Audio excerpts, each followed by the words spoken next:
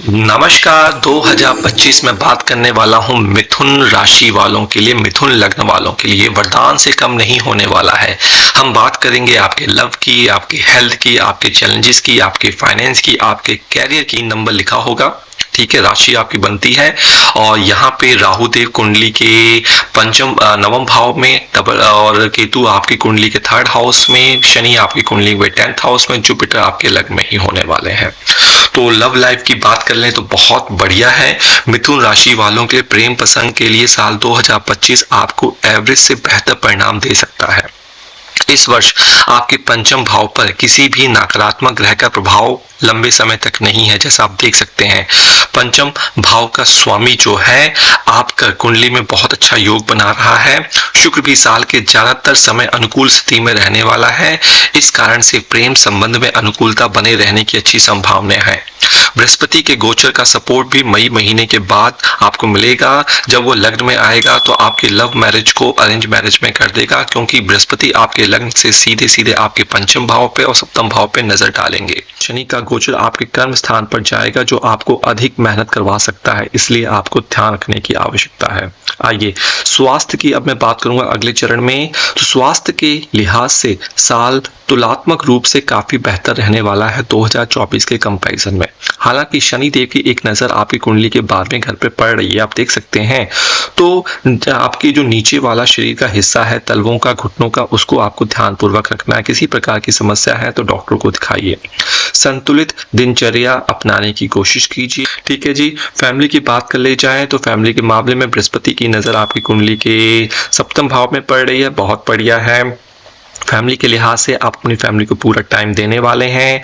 मई महीने के बाद देवगुरु बृहस्पति का गोचर आपके प्रथम भाव में होकर सप्तम भाव पर एक्टिवेट करेगा, जहां बृहस्पति की स्वयं की राशि है। ऐसी स्थिति में विवाह के योग मजबूत होंगे। शनि महाराज कुंडली के 10वें घर में होंगे, तो ये वर्ष आर्थिक मामले में कोई बड़ी विशेष परेशानी के योग नहीं दे रहा। इसके बावजूद भी आप अपनी उपलब्धियों को लेकर थोड़े से असंतुष्ट रह सकते हैं।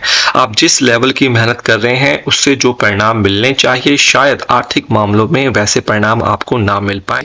2025 में जो बृहस्पति देव हैं, 4 फरवरी के आसपास बृहस्पति का वृषभ राशि में गोचर होने वाला है। 14 मई के आसपास बृहस्पति का मिथुन राशि में गोचर होगा। यही सबसे बड़ा गोचर है 2025 का। 18 अक्टूबर को बृहस्पति का कर्क राशि में गोचर होगा। 11 नवंबर का बृहस्पति जो है कर्क राशि में ही वक्री हो जाएंगे। राशिफल की बात करेंगे, जुपिटर का गोचर कैसा रहने वाला है। आपकी कुंडली में आपकी जो जन्म राशि है वहाँ पे जो गुरुदेव हैं, जो जुपिटर महाराज हैं, उनके 2 घरों के स्वामी बनते हैं। एक तो आपका 7वां घर है जो कि आपके पार्टनरशिप का, आपकी वाइफ का, आपके पति का, आपकी मैरिड लाइफ का है।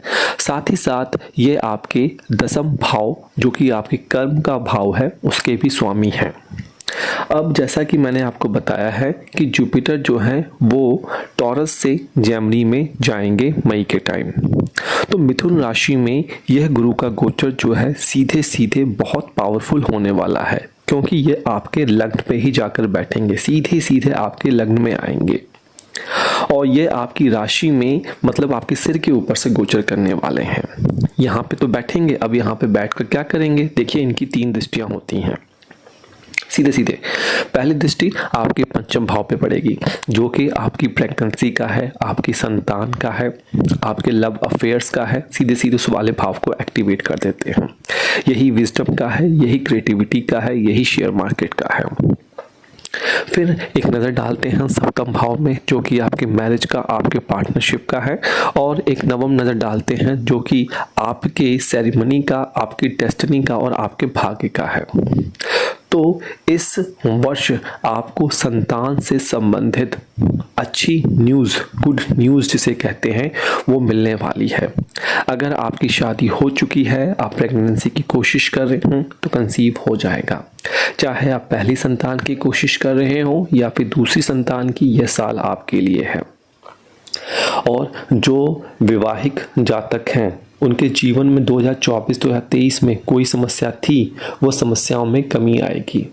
आपके बीच में अच्छा स्टेबिलिटी बनती हुई नज़र आ रही है। कि 2025 में ये 18 महीने के बाद मीन राशि से हटकर जाएंगे कुंभ राशि में।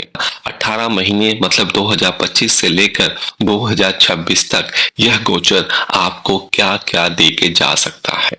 देखिए, मिथुन जो होता है ये इसके मालिक होते हैं बुध, आपको पता है। और बुध की जो है वो मित्रता है राहु के साथ। बुध और राहु दोनों में अच्छे फल देते हैं, दोनों मित्र हैं आपस में। अब राहु का जो गोचर है ना आपकी कुंडली में आपके भाग्य भाव में होने जा रहा है, जहां पे 11 नंबर होगा वो आपका नवम भाव होगा। अब डेफिनेटली जो कुंडली का नवम भाव होता है ये छोटी यात्राओं का होता है, आपके गुरुओं का होता है, और लंबी लंबी यात्राएं भी करवा देता है, धार्मिक यात्रा भी करवा देता है।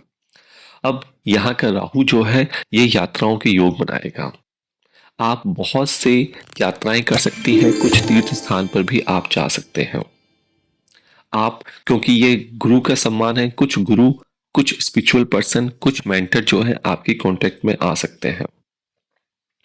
राहु आपको कुछ निरंकुश भी बनाएगा और आप धार्मिक मान्यताओं और रीति रिवाजों से अलग हटकर अपनी अलग पहचान बनाने की कोशिश भी करेंगे और इन सभी बातों को कम मानेंगे। तो थोड़ा सा आप अपने आप को एडवांस दिखाने की कोशिश करेंगे, जो कि होगा नहीं, क्योंकि कुंडली का नवम भाव आपके पिता को भी रिप्रेजेंट करता है, तो उनकी हेल्थ समस्याएं आ सकती हैं और ये गोचर उनकी हेल्थ में प्रॉब्लम ला सकता है। इसलिए आपको सिर्फ और सिर्फ उनके हेल्थ पे फोकस करना है।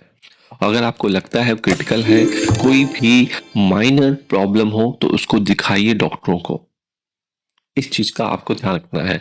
ज्यादा आपको बढ़ा चढ़ा कर नहीं बोलना है, गलत नहीं बोलना है। उतार चढ़ाव आपको फाइनेंशियल स्टेटस में देखने को मिलेगा, लेकिन यहाँ इसका जो राहु है आपके थर्ड हाउस को देख रहा है, पराक्रम को देख रहा है, छोटे भाई बहनों को देख रहा है, तो ये पराक्रम का मौका भी आपको दे सकता है। अगर अभी तक आप किसी से मिले नहीं हैं तो ये आपको किसी से मिलवा भी सकता है, क्योंकि राहु की यहाँ से बैठकर नवी नजर आपकी कुंडली के पंचम भाव पे भी आ रही है। अगर आपका किसी स्थान पर तबादला नहीं हुआ है तो ये तबादला भी हो सकता है। आपके इंटरनल ऑर्गेनाइजेशन में भी आपको कुछ और कार्य दिया जा सकता है। और 2025 में गोचर जो होगा शनि का वो 10वें भाव से करने वाले हैं। अब क्योंकि जो शनि होते हैं 10वें घर के कारक ग्रह कहलाते हैं, तो आपका राशि, जो आपका राशि का स्वामी है बुध, वो शनि महाराज के मित्र भी, अच्छी फ्रेंडशिप भी है। इसके लिए ये गोचर आपके लिए अच्छा रहने वाला है मिथुन लोगों को। आपको कार्य क्षेत्र में आपको अपना अच्छा प्रदर्शन करने का मौका मिलेगा। आपके ऊपर काम का दबाव बढ़ सकता है, क्योंकि मैंने बोला कि वो कारक कहलाते हैं 10वें घर के। तो आपके ऊपर अधिक मेहनत का दबाव बढ़ेगा, स्ट्रेस बढ़ेगा, क्योंकि शनि महाराज 10वें घर से आपके 12वें घर को तीसरी नजर डालेंगे, चौथे घर को आपको 7वीं नजर डालेंगे और कुंडली के 7वें घर को 10वीं नजर डालते हुए नजर आ रहे हैं। तो मेहनत तो आपको कराएगी, अपनी फैमिली में भी आपको अधिक प्रयास करने की आवश्यकता होगी।